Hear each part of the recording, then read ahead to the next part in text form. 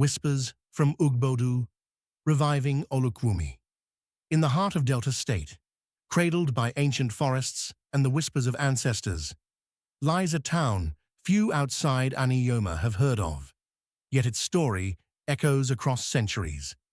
Welcome to Ugbodu, the ancestral home of the Olukwumi people, a forgotten voice in Nigeria's vast linguistic symphony.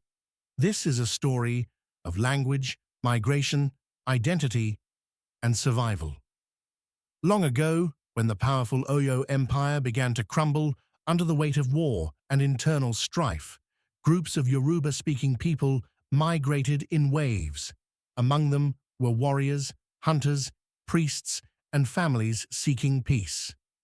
One group ventured far, across rivers, beyond swamps, and into the dense greenery of what is now Anioka North in Delta State. There, they founded Ugbodu, a name whose true etymology is lost to time but lives on in spirit. They brought with them not just iron spears and yam seeds, but a language, Olukwumi, meaning my language. Olukwumi was Yoruba at its core, but it began to change. Surrounded by the Anioma Igbo, the language absorbed local rhythms, tones, and vocabulary. Over generations, Olukwumi evolved into a unique blend, Yoruba in soul, Igbo in flavor. It became the heartbeat of Ugbodu and neighboring Ukwunzu, spoken in marketplaces, woven into folk tales, and sung in moonlit rituals.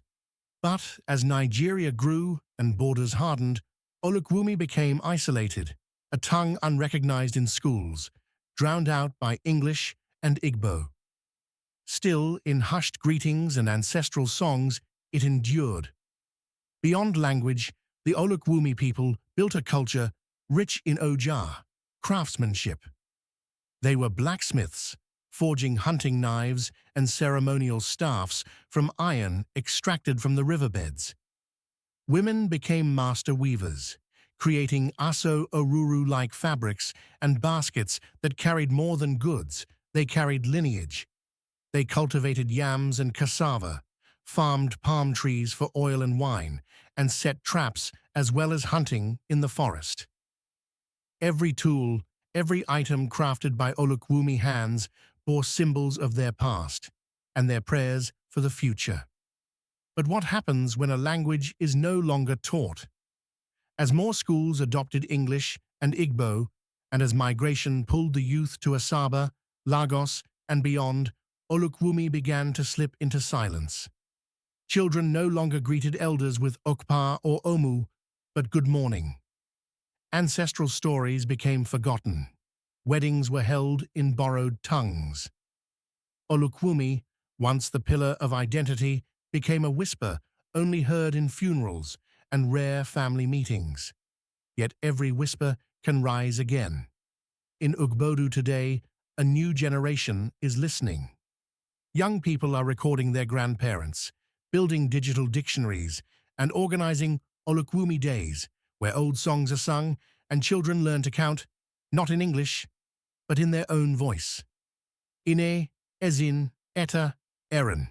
1, 2, 3, 4. Cultural clubs teach the Olukwumi names. Temofi, what I want. Ayomiko, my joy is complete. Iramis, my payers have come to pass.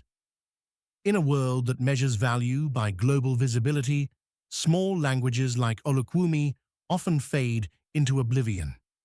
But every language is a worldview, a way of understanding the earth, the gods, the self. Reviving Olukwumi is not nostalgia, it's cultural justice. It is saying, we were here, we mattered, we still do. Olukwumi is calling. Will you listen? If you have roots in Ugbodu or Ukwunzu, ask your elders. If you believe in preserving the soul of our land, share this story. Because language is not just how we speak, it is how we remember. Tiwa Gefo Olukwumi. Let us speak Olukwumi. Let's give Olukwumi a voice, one that cannot be forgotten.